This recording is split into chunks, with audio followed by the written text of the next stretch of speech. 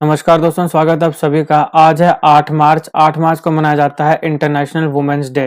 तो सबसे पहले तो जितनी भी लड़कियां, माताएं, बहनें इस वीडियो को देख रही हैं, उन सारों को इंटरनेशनल वुमेन्स डे की बहुत सारी ढेरों शुभकामनाएं। आपका कंट्रीब्यूशन हमारे जीवन में बहुत अतुल्य है, जिसकी भरपाई हम जीवन भर नहीं कर सकते। इंटरनेशनल वुमेन्स डे के ऊपर मैंने एक अलग वीडियो बनाई है।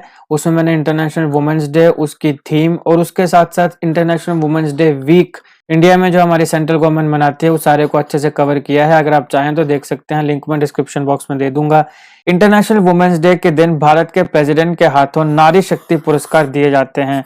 ये पुरस्कार 6 इंस्टीट्यूशनल कैटेगरीज में दिए जाते हैं और 2 इंडिविजुअल कैटेगरीज में दिए जाते हैं। तो ये आपके एग्जामिनेशन के लिए काफी इंपॉर्टेंट है, क्योंकि ये सबसे बड़ा अवार्ड है महिलाओं के लिए। तो आप इस वीडियो को अंत तक जरूर देखिएगा और अगर आप चैनल पे नए हैं तो चैनल को सब्सक्राइब जरूर करिएगा। देखिए, Nari Shakti Puraskar is the highest civilian honour. ये हाईएस्ट सिविलियन ऑनर है किसी भी महिला के लिए भारत में।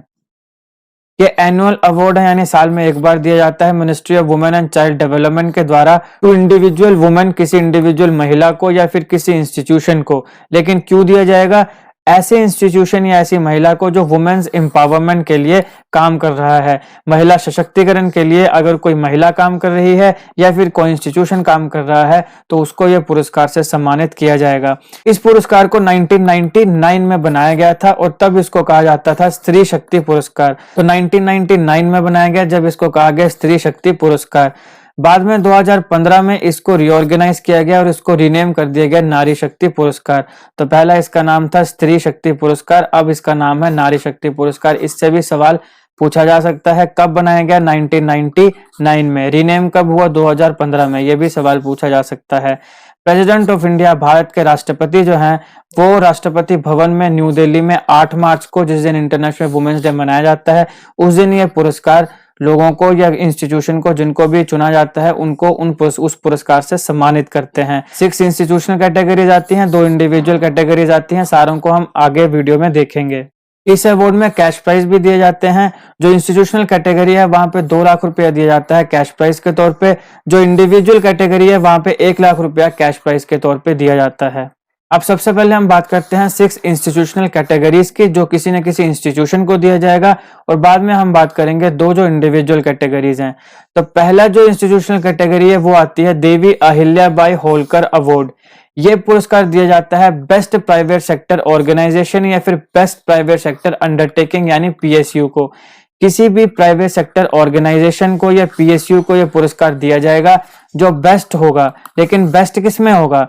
विच promotes the welfare of women, जो सबसे ज्यादा महिलाओं का वेलफेयर जो है उसको प्रमोट करेगा। चाहे तो कोई ऑर्गेनाइजेशन हो या फिर कोई पीएसयू पब्लिक सेक्टर अंडरटेकिंग, जो उसमें वेलफेयर ऑफ वुमेन को प्रमोट करने के लिए सबसे अच्छा काम करेगा, उसको अवार्ड दिया जाएगा देवी अहिल्याबाई होलकर अवार्ड। इस पुरस्कार का नाम देवी अहिल्याबाई होलकर के नाम पर रखा गया है, जो कि मराठा मालवा किंगडम की रूलर थी।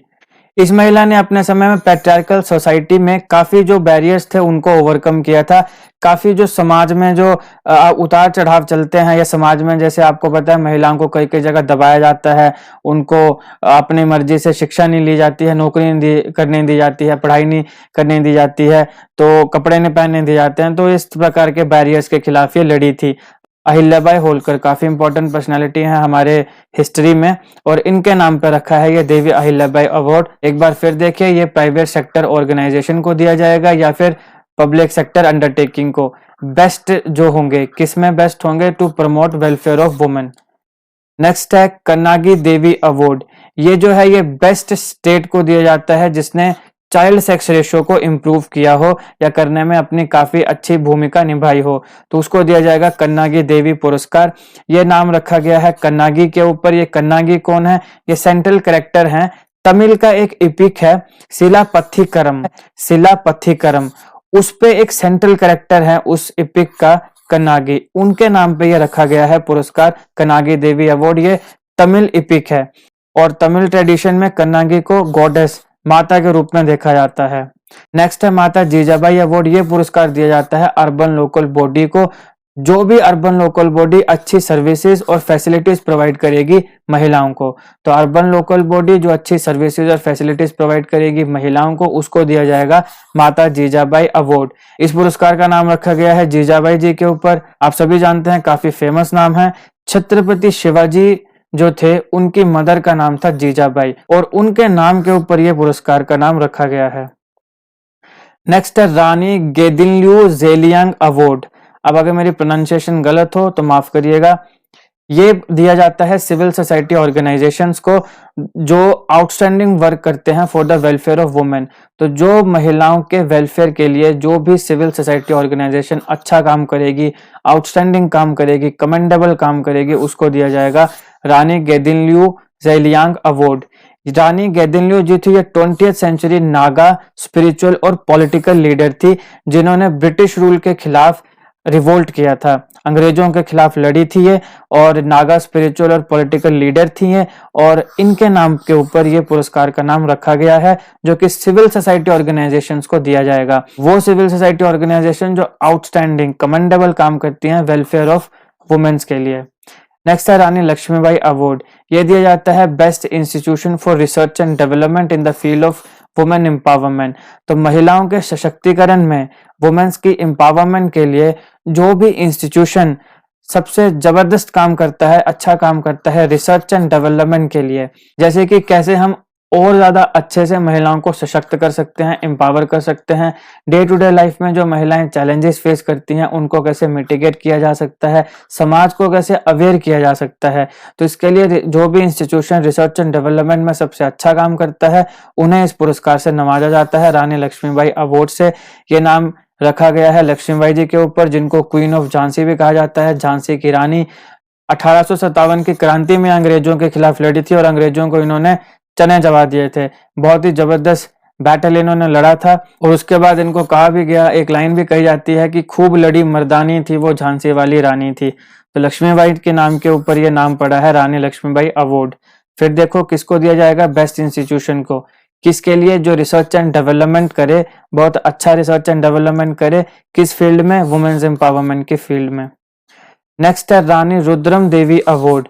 ये पुरस्कार पूरे इंडिया में 2 डिस्ट्रिक्ट पंचायत या 2 ग्राम पंचायत को दिया जाता है, जो बहुत ही अच्छा काम करती हैं वुमेन्स वेलफेयर में, और खासकर उनका जो काम है वेलफेयर के लिए, वो काम किस योजना के तहत अच्छा होना चाहिए, माने बेटी बचाओ बेटी पढ़ाओ योजना। तो इसके अंडर अगर कोई वुमेन्स वेलफेयर के लिए कोई अच्छा काम करता है, कोई पंचायत या ग्राम पंचायत, डिस्ट्रिक्ट पंचायत या ग्राम पंचायत, तो ऐसी 2 डिस्ट्रिक्ट पंचायत को और 2 ग्राम पंचायत को इस अवार्ड के लिए चुना जाता है, रानी रुद्रमा देवी अवार्ड के लिए। इस अवार्ड का नाम रखा गया है रानी रुद्रमा देवी के ऊपर, जो कि 13th सेंचुरी की रूलर थी, ककाटिया डायनेस्टी की।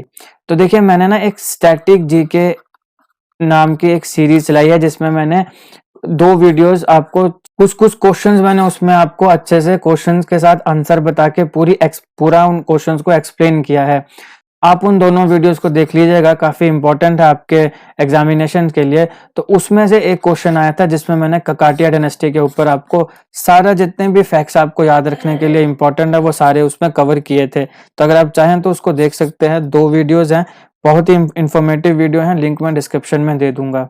तो इस ककाटिया डायनेस्टी की रानी थी रुद्रमा देवी 13th सेंचुरी में, और उनके ऊपर यह नाम रखा है रानी रुद्रमा देवी अवार्ड।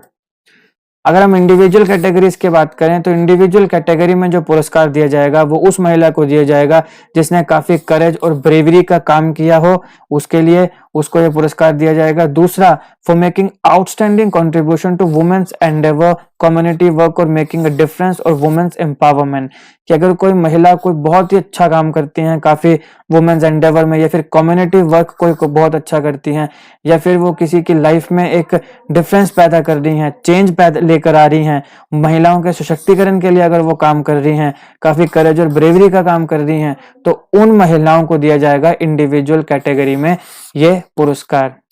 तो ये था नारी शक्ति पुरस्कार से जुड़े सारे इंपॉर्टेंट फैक्ट्स। इसमें हमने इन डेप्थ पूरे के पूरे अवार्ड को कवर किया है। हमने 6 इंस्टीट्यूशनल कैटेगरीज को कवर किया है।